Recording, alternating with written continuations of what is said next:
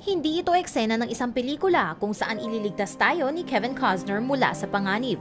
Ito ay nangyayari ngayon sa United Kingdom. Sa loob ng 200 taon, ito na ang pinakamasamang tagginaw na bagyo na tumama sa UK, kung saan nababad na sa ilalim ng tubig ang karamihan ng lugar sa southwest ng lampas isang buwan. Wala raw masyadong nag-alala dito dahil ang Somerset Levels ay lugar ng pagsasaka. Imbis na gawin ang lahat ng magagawa para mapigilan ang pag-angat ng bumabahang tubig, ang mga importanteng tao gaya ng Environment Agency Chief na si Lord Smith at Community Secretary Eric Pickles ay busy sa pag-aaway kung sino ang dapat nasisihin para sa mga nabahang lugar. Samantalang ang pagbaha ay nagsimula na magpunta sa River Thames palapit sa London.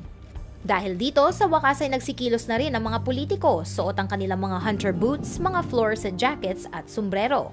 Habang ang nagbabahang tubig ay binabantaan na ang mga mansyon ng mga bankers at city traders at hindi lang ang mga bahay ng pobreng magsasaka.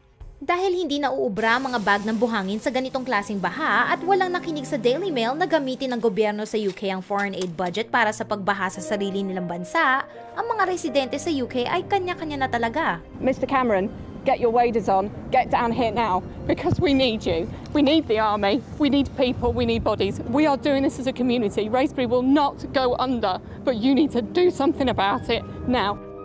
Sana nga ay kumilos na ang gobyerno bago mahuli ang lahat.